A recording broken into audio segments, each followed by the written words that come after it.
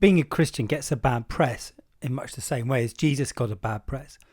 You may remember this quote from the Gospel of Matthew when Jesus says, "John came neither eating or drinking, and they say he has a demon. The Son of Man came eating and drinking, and you say, look, a glutton and a drunkard, a friend of tax collectors and sinners." As Jesus recognized, you just can't win. Christianity is often seen as weak. Little old ladies coming together on a Sunday morning who are simply nice to everyone to their faces, with that wonderful hypocrisy only reserved when religious people are judged. The Church of England and the Anglican Communion is portrayed as being worried about sex. And yet we spend more time eating or not eating, working or not working each year. So where the Church's response to the starving? Where is the Church's response to the poor and the marginalised? It is there, with strong calls to governments and regimes that marginalise the poor and the vulnerable.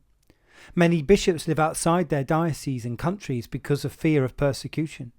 Throughout the years, many have been assassinated, St. Oscar Romero in 1980 for one. When we become Christians, we aren't called to be meek and mild. We are called to overthrow tables in the precincts and to cry out with a prophetic voice, a voice to the voiceless, a cry for the starving, a proclamation for the oppressed and the victimized, a champion of the minority and the isolated, a statement for the weak. We are called to be Christians, to be on the side of the defenseless and the orphan and the widow. If we discern the signs of the times, we as a church would be a prophetic voice, challenging the establishment, challenging the status quo which is destroying our planet. We need to stand up for what we believe in. We need to challenge. But it is lamentable that, as far as some are concerned, that the church seems to be more concerned about itself rather than others. We seem to be more concerned about our membership and what we do on a Sunday. This isn't totally accurate, but in many respects is. And where it is accurate, that is so wrong. Because that is not what Jesus taught us to be about. We should risk our very selves for the sake of others. We can't be all gleaming and professional, but rather we are the body of Christ.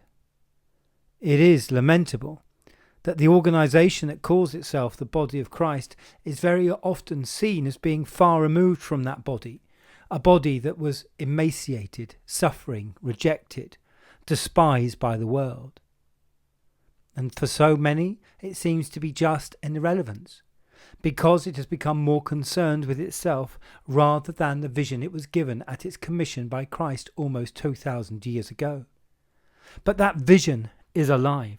That vision is something that inspires us and motivates us to be Christian, to be followers of Jesus, the pioneer. So what are we going to do about it? We must shout for the voiceless, give strength to the weak, feed the hungry, house the homeless. And we do so at the cost of our worship and our sanctuary. That is our baptism that we are called, and what stress we are also under until it is completed. For if our worship and our worship spaces are not used for the cause of the gospel, a gospel where the hungry are fed and the lowly lifted up, then it is not worship.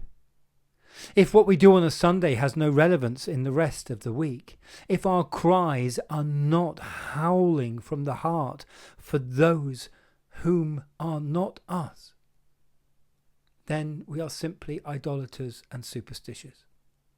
So we need to be held accountable for what we do all the time. And we need to be held accountable for what we don't do.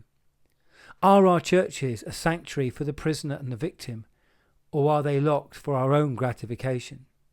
What does it mean to be baptized into Christianity? It means the weak and the vulnerable have yet another voice shouting on their behalf. Prepare the way of the Lord, make our crooked way straight. And that isn't easy. If baptism was easy, then the churches would be full. The whole point is our mission, our vision is to follow Christ, to take up our cross and be sent where we are called.